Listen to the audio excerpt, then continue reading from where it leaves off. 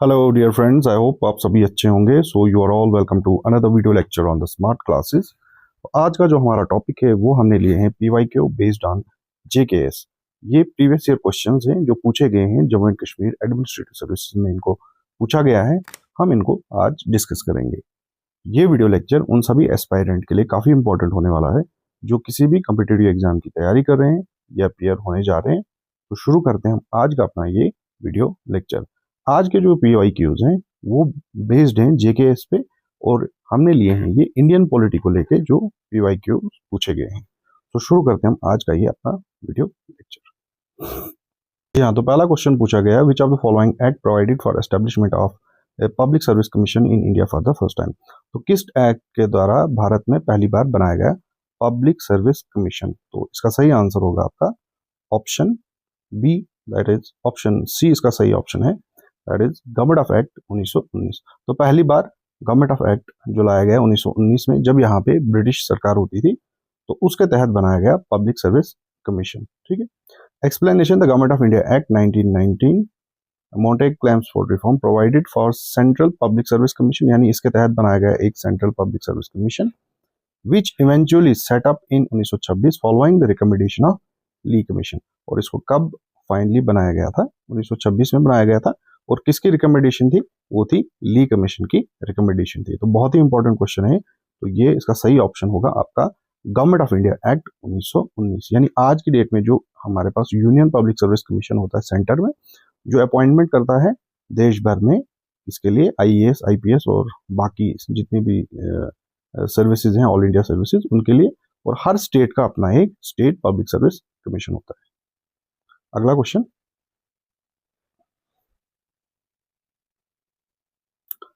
Which of the following pair of chairperson and respective finance commission are correctly match. तो यहाँ पे क्या है, यहाँ पे कुछ फाइनेंस कमीशन की डिटेल दी गई है और उनके कौन कौन चेयरमैन थे। हमें ये बताना है कि इनमें से सही ऑप्शन कौन सा है। 10th finance commission KC Pant, 12th finance commission DC Rangarajan, 13th finance commission that is Vijay Kelkar, and 14th finance commission doctor Y Reddy. तो इसका सही ऑप्शन क्या होगा? इसका सही ऑप्शन होगा आपका ऑप्शन बी। ये सभी जो है चेयरपर्सन और रेस्पेक्टिव जो फाइनेंस कमीशन है बिल्कुल सही है। तो फाइनेंस कमीशन क्या होता है? ये कॉन्स्टिट्यूशनल बॉडी होती है जिसको बनाया जाता है अंडर आर्टिकल 280 के तहत। और इसके जो मेंबर्स होते हैं फाइनेंस कमीशन के, इनको अपॉइंट कौन करता है? इसके जो मेंबर्स होते हैं उनको अपॉइंट करता है प्रेसिडेंट ऑफ इंडिया। ठीक है ना। और फाइनेंस कमीशन का क्या काम रहता है? फाइनेंस कमीशन का काम रहता है distribution of tax revenue between union and the state. जो भी टैक्स जमा होता है और उस टैक्स को कैसे फिर डिस्ट्रीब्यूट किया जाए, यानी सेंट्रल गवर्नमेंट और स्टेट गवर्नमेंट के बीच में, तो उसकी जो रिकमेंडेशन है वो कौन देता है? वो देता है फाइनेंस कमीशन। तो इनको आप याद रख सकते हो। जो 10वां फाइनेंस कमीशन था केसी पंत 95-2000 तक, यानी। और 12th finance commission doctor C Rangarajan 2005 to 10। Then you have 13 FC Vijay Kelkar 2010 से 15, और 14th finance commission doctor Y Reddy. अगला question, which of the following pair are correctly match. तो यहाँ पे कुछ चीजें दी गई हैं, हमें ये बताना है इनमें से कौन सा सही तरीके से मैच किया गया है। एजुकेशन, इसको रखा गया कंकरेंट लिस्ट में। Income tax concurrent list, public health state list, और सेंसस यूनियन लिस्ट। सही ऑप्शन इसको होगा आपका ऑप्शन सी, यानी जो एजुकेशन है ये कंकरेंट लिस्ट है। तो जब पहले क्या होता था कि जो एजुकेशन थी वो एक स्टेट लिस्ट में आता था, यानी कोई भी स्टेट इसको लेकर जो है लॉज वगैरह बना सकती थी। अभी क्या है, जो बाद में 42nd अमेंडमेंट हुआ, तो एजुकेशन जो है वो कंकरेंट लिस्ट में आ गया। यानी इस पे भारत सरकार, यानी गवर्नमेंट ऑफ इंडिया या पार्लियामेंट आप कह सकते हो, पार्लियामेंट में भी लाया जा सकता है कोई भी कानून, और स्टेट गवर्नमेंट भी इस पे कानून बना सकती है।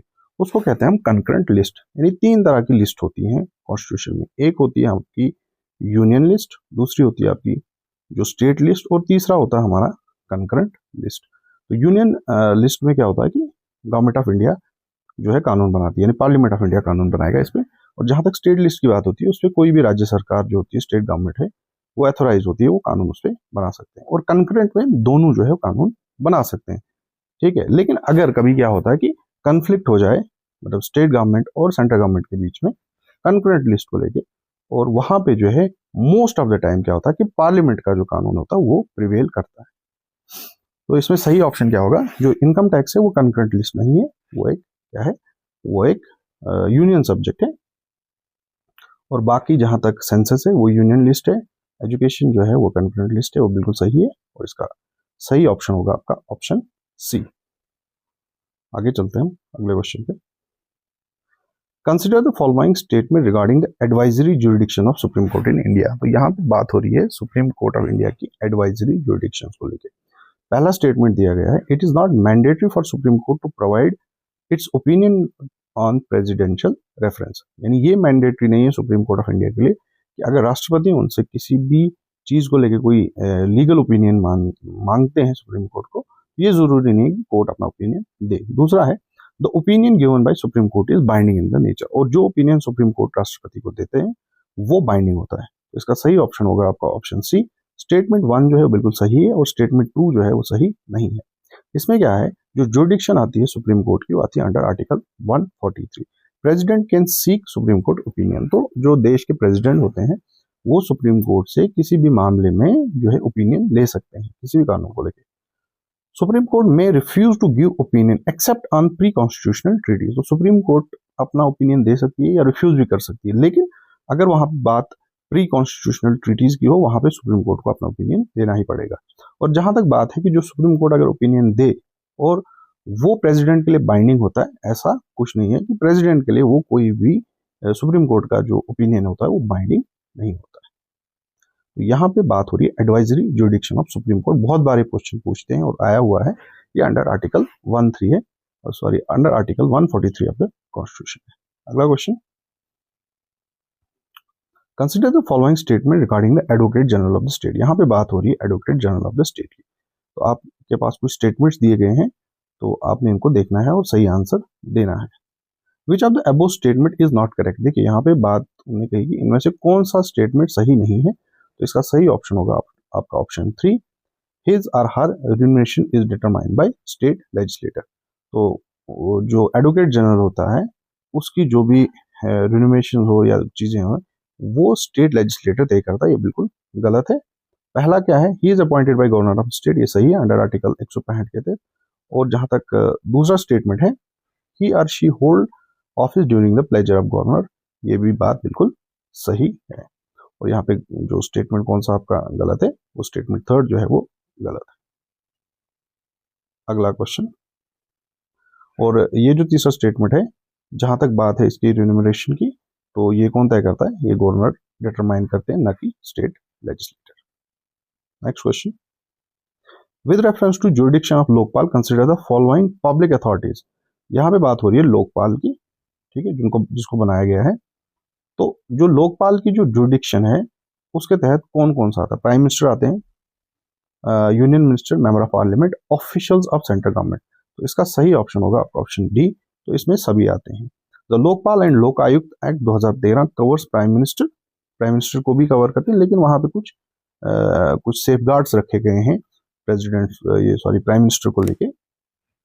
यूनियन मिनिस्टर आते हैं, मेंबर ऑफ पार्लियामेंट, उसके अलावा group A B C D इन सभी के ऑफिसर जो हैं लोकपाल की जो जुरिडिक्शन है उसमें आते हैं। तो लोकपाल का क्या काम है, इनका काम है कि अगर कहीं पे करप्शन के रिलेटेड कोई मामले हैं तो इनकी जांच कर सकते हैं। अगला question, through which constitutional amendment was subclause 1A added to Article 75 stating that total number of ministers including Prime Minister shall not exceed 15% of total members of the House of the People। यानी article 75 ये कहता है कि जो amendment इसमें बदलाव किया गया था और एक क्लास डाली गई 1 है कि जो टोटल मिनिस्टर होंगे इंक्लूडिंग प्राइम मिनिस्टर वो 15% से ज्यादा नहीं होनी चाहिए, ठीक है। यानी जो स्ट्रेंथ होगी हाउस ऑफ द पीपल की, यानी लोकसभा की जो स्ट्रेंथ होगी, तो अभी की डेट में लोकसभा की कितनी स्ट्रेंथ है, यानी कॉन्स्टिट्यूशन के हिसाब से कितनी है, 550 और 550 है। लेकिन अभी जो अपॉइंट होते हैं आपके, उसके कितना परसेंट, यानी 15% से कम रहना चाहिए, यानी 15% से ज्यादा नहीं होने चाहिए जितने भी मिनिस्टर अपॉइंट किए जाते हैं।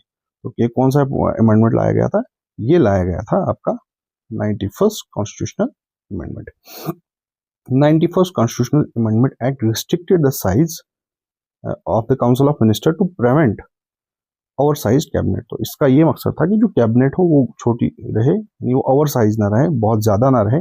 It also stipulated that number of minister in state shall not be less than 12%। तो ये जो कॉन्स्टिट्यूशनल अमेंडमेंट लाया गया है, इसके तहत जो टोटल मिनिस्टर्स की जो स्ट्रेंथ है वो 15% से कम होनी चाहिए। अगला question, consider the following statement. यहाँ पे फिर से कुछ स्टेटमेंट्स दिए गए, आपने इनको कंसिडर करना है और सही आंसर देना है। द चेयरपर्सन ऑफ नीति आयोग is appointed by prime minister. जो चेयरपर्सन होते हैं नीति आयोग के, उनको अपॉइंट करता है भारत के जो प्राइम मिनिस्टर होते हैं, वो उसको अपॉइंट करते हैं। The NITI Aayog was created by an executive resolution of government of India. तो नीति आयोग कैसे बनाया गया था? इसको बनाया गया था, एक एग्जीक्यूटिव रेजोल्यूशन लाया गया था भारत सरकार के द्वारा। तो पहला ही स्टेटमेंट जो है वो गलत है। चेयरपर्सन ऑफ नीति आयोग जो होते हैं उनको प्राइम मिनिस्टर अपॉइंट नहीं करते हैं, ठीक है ना। तो prime minister of India does not appoint the chairperson, the prime minister is the ex officio chairperson of NITI Aayog by the office. इसके जो चेयरपर्सन होते हैं, एक्स ऑफिशियो चेयरपर्सन जो होते हैं, जो देश के प्रधानमंत्री होते हैं, वो नीति आयोग के खुद ही एक्स ऑफिशियो चेयरपर्सन होते हैं।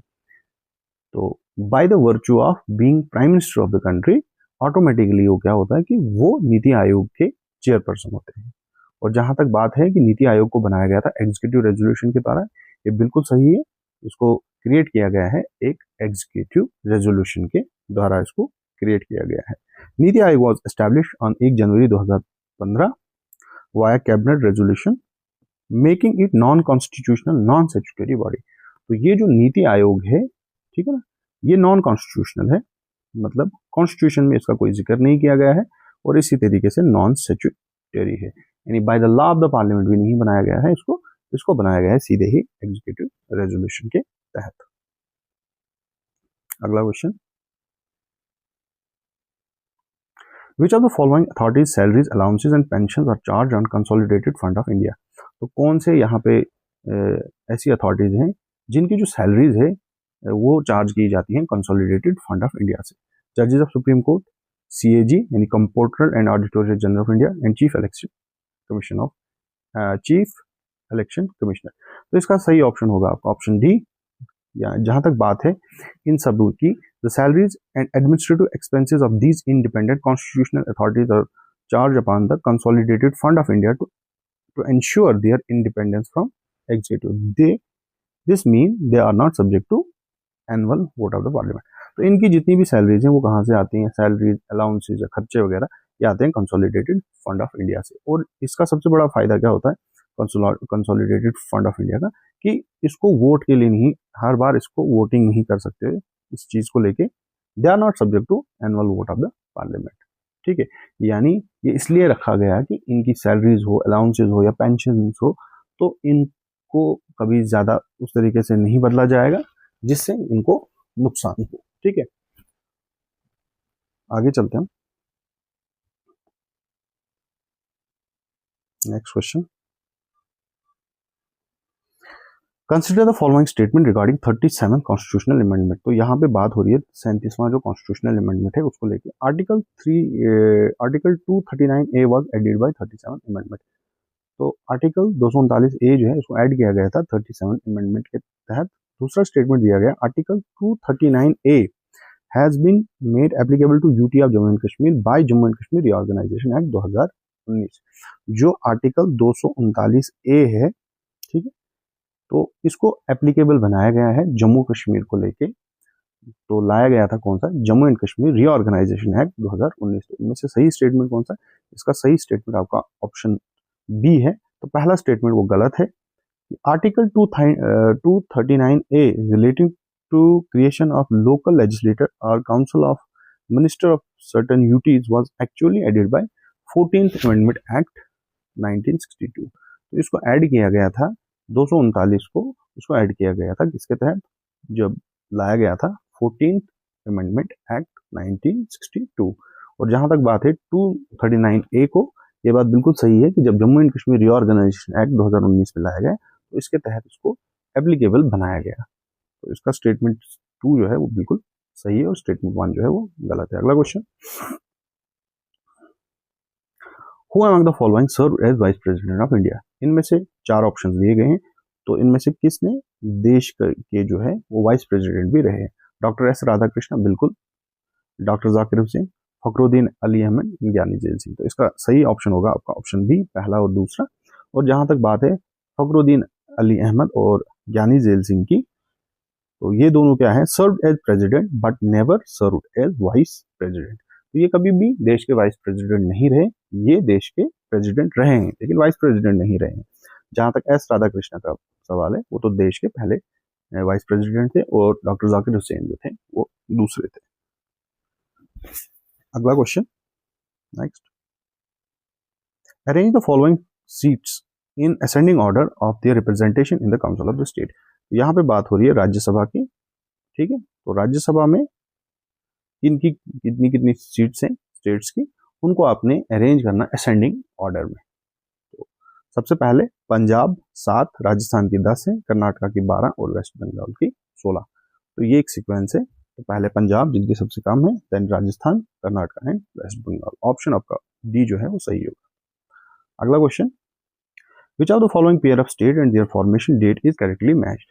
इनमें से कुछ स्टेट्स दी गई हैं और ये कब बनाई गई, उनकी डेट्स दी गई। आपने ये बताना है कि इनमें से कौन सा करेक्टली मैच किया गया। तो इसका ऑप्शन होगा नन, इनमें से सभी जो है वो गलत दी गई हैं। तो जहां तक बात यहाँ पे है अरुणाचल और गोवा की, ये बनाई गई थी 1987 में, जबकि ऑप्शन में 1986 दिया गया है। तेलंगाना 2014 में और ऑप्शन में 13 दिया है, और उत्तराखंड को बनाया है 2000 में। अगला question, in which article of Indian constitution is the provision related to audit of panchayat account mentioned. तो देश में का जो संविधान है, कॉन्स्टिट्यूशन है, उसमें कौन सा ऐसा आर्टिकल दिया गया है जिससे हम जो पंचायत से उनका ऑडिट जो है कर सकते हैं, वो लिखा गया अंडर आर्टिकल 243 जे, ठीक है। तो यहाँ पे हो सकता है audit of panchayat. 243 I state finance commission की बात करता है, और 243 K इलेक्शन टू पंचायत की बात करता है। अगला question, which of the following pair accurately represent dominant caste in state politics in India. देखिए यहाँ पे बात हो रही है डोमिनेंट कास्ट की स्टेट पॉलिटिक्स को लेके, यानी कौन सी ऐसी स्टेट है जहाँ पे ये पर्टिकुलर कास्ट जो है वो बहुत डोमिनेट है। कर्नाटका की अगर बात करें, वहाँ लिंगियाट्स हैं। उसके अलावा गुजरात, इसका सही ऑप्शन दिया गया है पाटीदार्स। वोकालिंग्स तमिलनाडु और कामाज आंध्र प्रदेश। इसका सही ऑप्शन होगा आपका ऑप्शन सी। जहां तक लिंगियाट्स की बात है, बिल्कुल ये डोमिनेट है कर्नाटका में, और पाटीदार्स बहुत ज्यादा डोमिनेट है गुजरात में। कामाज जो है वो डोमिनेट है आंध्र प्रदेश में, जबकि Vokkaligas are dominate in Karnataka, not in Tamil Nadu. अगला question, as per the Constitution of India, the state can impose reasonable restriction on the freedom of speech and expression on which of following grounds। देखिए, constitution of India के तहत जो state है वो आप पे जो है रीजनेबल रिस्ट्रिक्शन जो है डाल सकते हैं, इस पे फ्रीडम ऑफ स्पीच और एक्सप्रेशन को लेके। यानी हमारा कॉन्स्टिट्यूशन अंडर आर्टिकल 19 जो है वो गारंटी करता है कि आपको कुछ भी बोलने का अधिकार है, कुछ भी करने का अधिकार है, यानी freedom of speech and expression. लेकिन उस पर कुछ ना कुछ रिस्ट्रिक्शंस भी होनी चाहिए। ऐसा नहीं है कि कल आप कोई भी चीज़ अनाप शनाप बोल दो जिससे माहौल खराब हो जाए, कोई भी कम्युनल राइट्स हो जाए। तो कुछ रिस्ट्रिक्शंस लगाई जा सकती है। तो कौन कौन सी चीज़ को लेकर रिस्ट्रिक्शन लगाई जा सकती है? Sovereignty and integrity of India, public order, contempt of court या डेफेमेशन। तो इसका सही ऑप्शन होगा आपका ऑप्शन डी, यानी इन सभी चीज़ों को लेके रिस्ट्रिक्शंस लगाई जा सकती है जहाँ पे बात हो सॉवरेंटी या इंटीग्रिटी ऑफ इंडिया, यानी देश का सवाल हो, देश की एकता अखंडता की बात हो, पब्लिक ऑर्डर की बात हो, कंटेम्प्ट ऑफ कोर्ट की बात हो, ठीक है, यानी आपने कोर्ट का कोई जो है ऑर्डर उसको फॉलो नहीं किया, आप पे कंटेम्प्ट लगता है, उसके अलावा डेफेमेशन की बात हो। तो इन सभी चीजों को लेके जो है रिस्ट्रिक्शन लगाई जा सकती है। अगला क्वेश्चन देखिए, यहाँ पे किया गया, consider the following pair regarding the veto power of president of India. तो यहाँ पे बात हो रही है veto power of president of India की। तो पहला क्वेश्चन है एब्सोल्यूट वीटो। तो एब्सोल्यूट वीटो क्या है? President withhold his or her assent to a bill pass by the parliament. इसका मतलब है कि जो देश के राष्ट्रपति होते हैं कि पार्लियामेंट से अगर कोई बिल पास होता है तो उस पर अपना सिग्नेचर देते नहीं, उसको कहते हैं एब्सोल्यूट वीटो, यानी वो साइन करेंगे ही नहीं, तो एब्सोल्यूट वीटो हो जाएगा। फिर होता है suspensive veto. President return a bill other than money bill for reconsideration to the parliament.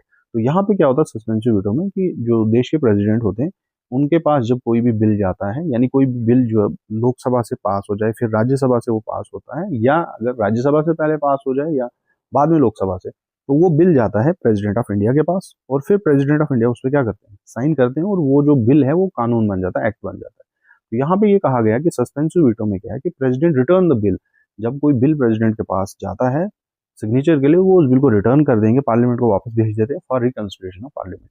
लेकिन वो सिर्फ कौन सा बिल भेज सकते हैं, कोई भी बिल भेज सकते हैं, लेकिन मनी बिल को वापस नहीं भेज सकते, ये सस्पेंसिव वीटो होता है। अगला ऑप्शन में दिया गया pocket veto, president neither give assent nor return bill when parliament is not in session. तो इसमें क्या होता है कि प्रेसिडेंट ना तो बिल को वापस भेजेंगे, ना ही उस पर साइन करेंगे जब पार्लियामेंट सेशन में नहीं हो। फिर है line item veto, president can reject specific provision और आइटम इन द बिल।